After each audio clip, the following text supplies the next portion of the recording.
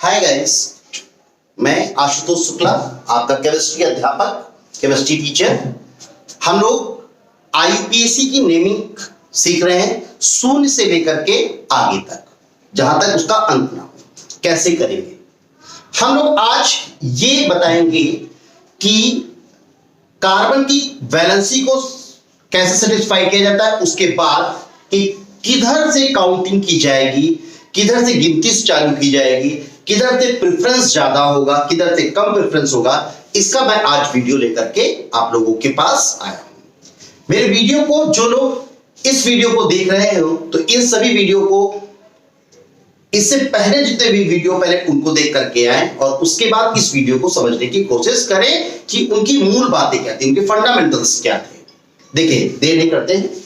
Suppose that एक IUPAC इस तरीके से लिख करके आप जाते,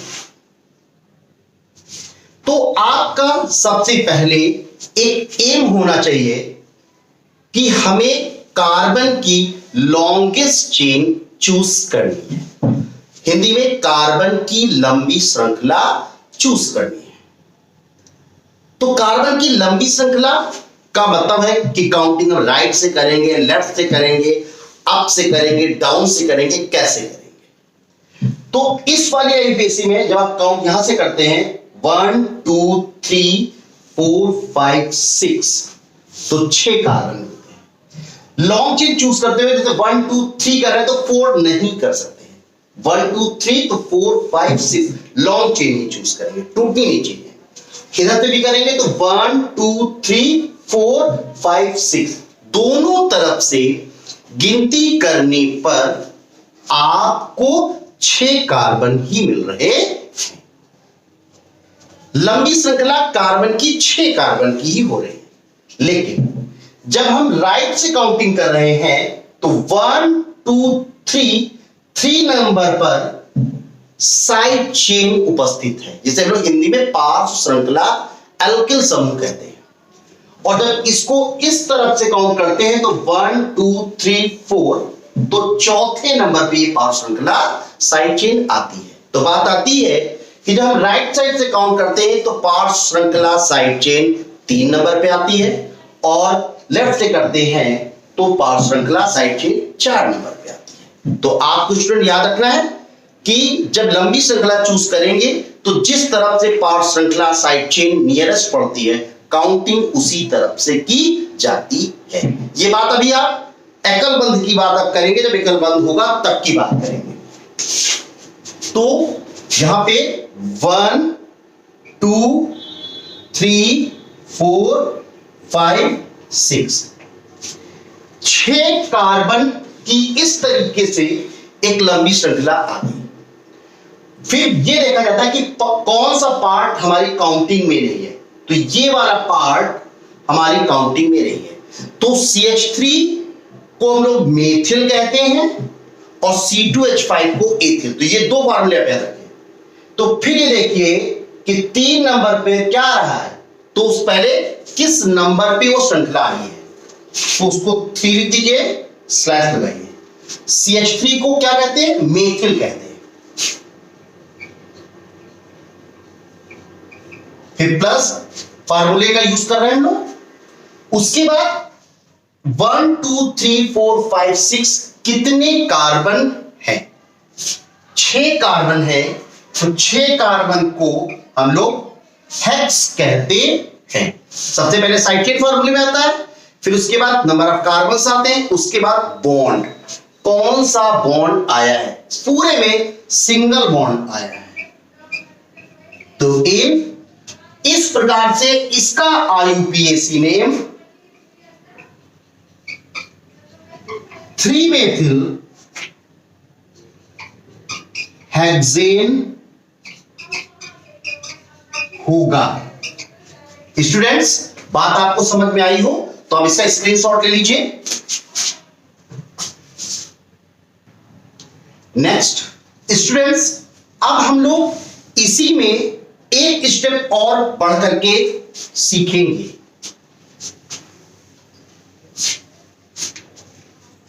स्टूडेंट्स, हम क्या कर रहे हैं, आपके पास जो ये हाइड्रोजन था, देखिए 1 2 3 और हाइड्रोजन लग गया तो 4 वैलेंसी पूरी थी। हम यहां पे एक CH3 और अटैच कर रहे हैं।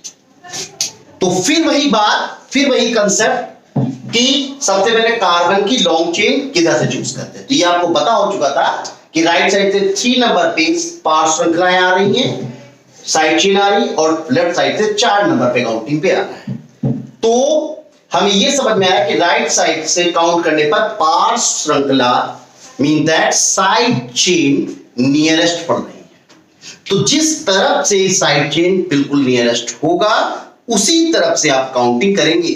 ओके, तो फिर आगे हम लोग पढ़ते हैं 1 2 3। जब 3 नंबर पे काउंट करते हैं तो हमें दो पार श्रृंखला एक ही नंबर पे लिख के आ रही है, मतलब साइड चेन एक ही नंबर पे लिख के आ रही है। 3 पे 2 टाइम्स लिख के आ रहा है। तो जिस नंबर पे यदि वो 2 बार आता है और सेम ग्रुप होता है तो पहले उस नंबर को 2 बार लिखा जाता है। 2 टाइम्स होगा तो 2। तो आपने लिखा 3, और देखिए 2 को डाई कहा जाता है, और डाई की स्पेलिंग DI होगी यहां पे, डाई। CH3 को क्या कहते हो? मेथिल कहते हो। तो स्टूडेंट्स सबसे पहले साइड चेन आता है फार्मूले में, एल्किल समूह आता है, उसके बाद कितने कार्बन हैं? 1 2 3 4 5 6 कार्बन है। 6 कार्बन को आप लोग हेक्स बोलते हो। और कौन सा बॉन्ड लग करके आया है? एन। तो इस प्रकार मेरे प्यारे बच्चों इसका IUPAC नेम 3,3 डाइमेथिल हेक्सेन होगा। आप लोग इसको नोट कर लीजिए, फिर आप लोगों को आगे बता रहे हैं। स्टूडेंट्स अब हम लोग इसका तीसरा पार्ट पढ़ते हैं। तीसरा पार्ट इसका यह है कि सपोज दैट हम इनमें से इस जगह से एक कार्बन को हाइड्रोजन को रिप्लेस करते हैं। तो मतलब अब इसकी वैलेंसी क्या है? 1 2 3 और कार्बन के पास 4 होते हैं तो 7 हुआ। इसका मतलब हम यहां पे एक CH3 अटैच कर दें। ये हमारा थर्ड स्टेज होगी कि अब इस तरीके। तो जब इस तरीके की कोई भी IUPAC अब आ गई तो सबसे पहले कार्बन की लॉन्ग चेन राइट साइड से काउंट करने पर भी 6 और लेफ्ट साइड से काउंट करने पर भी 6 नंबर पे टोटल कार्बन लॉन्ग चेन आ रही है। लेकिन गैस इसमें क्या ध्यान देना है कि जब आप राइट साइड से काउंट कर रहे हो तो 3 नंबर पे 2 बार साइड चेन आ रही है, लेकिन जब आप लेफ्ट साइड से काउंट कर रहे हो तो सेकंड नंबर पे ही साइड चेन मतलब पार्श्व श्रृंखला प्रेजेंट हो रही है। इसका मतलब गाइस क्या हुआ? तो आप दिमाग में अपने फिर बैठाइए कि जब किसी IUPAC में A ग्रेड के IUPAC only single bond present है और उसमें साइड चेन्स प्रेजेंट है, तो साइड चेन जिस तरफ से नियरेस्ट पड़ती है बिल्कुल पास आएगी तो उस तरफ से ही काउंटिंग करते हैं। यहां से काउंट कर रहे हैं तो 3 नंबर पे और यहां से काउंट कर रहे हैं तो 2 नंबर से। 2 नंबर पे काउंटिंग हो रही, इस वजह से हम इसकी काउंटिंग राइट साइड से करेंगे। देखिए गाइस कैसे क्या होगा? 1 2 3 4 5 6। देखिए, और यही काउंटिंग हम ऐसे भी कर सकते थे 1 2 3 4 तभी 6 का। जब हम इस तरह से करते हैं तो फिर एक बार देखते हैं कि 2 नंबर पे भी मेथिल और 4 नंबर पे 2 बार मेथिल। तो देखिए 2 नंबर पे मेथिल है तो पहले उस नंबर को 2 लिखिए, और फिर 4 नंबर पे 2 टाइम्स आ रहा तो 2 4 4। अब देखिए CH3 कितने बार आ रहा? 1 2 3 टाइम्स आ रहा तो 3 को ट्राई कहा जाता है, और ट्राई को आप लोग TRI लिखिए, TRY आप नहीं लिखेंगे। ट्राई हो गया। और CH3 को कहते क्या है?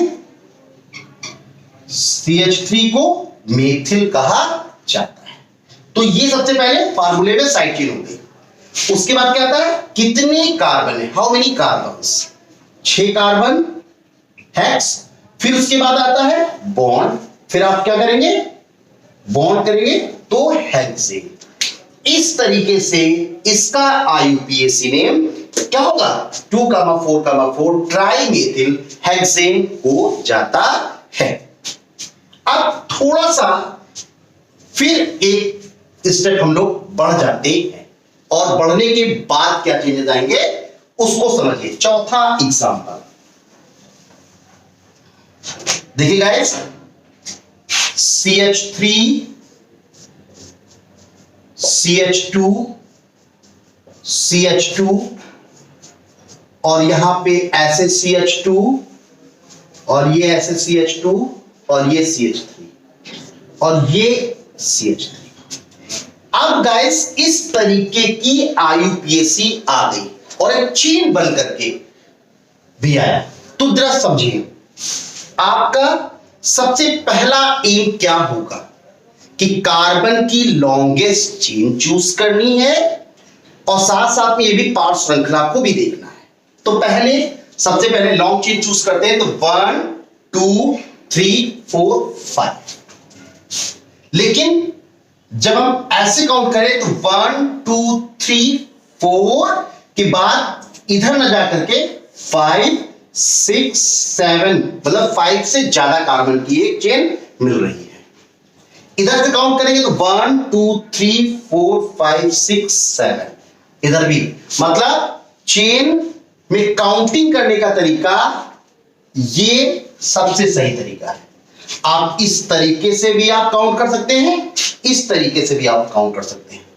फिर बात आती है जब हम राइट साइड से भी काउंट कर सकते हैं, लेफ्ट साइड से भी काउंट कर सकते हैं, तो किस तरफ से करने में मोर प्रेफरेंस देंगे हम लोग, ज्यादा ठीक रहेगा। जब हम इधर से काउंट कर रहे हैं तो 1 2 3 4 नंबर पे ये समूह, ये ग्रुप जो है वो हमारी काउंटिंग में नहीं आ रहा है। These are called side chain, part श्रृंखला। और इधर से काउंट कर रहे हैं 1 2 3 4, तो इसी तरफ से भी 4 नंबर पे भी वो साइड चेन, मतलब दोनों तरफ से काउंटिंग करने पर 4 नंबर पे ये CH3 की श्रृंखला आ रही है। इसका मतलब इसमें आप किसी भी तरफ से काउंटिंग कर सकते हैं गाइस।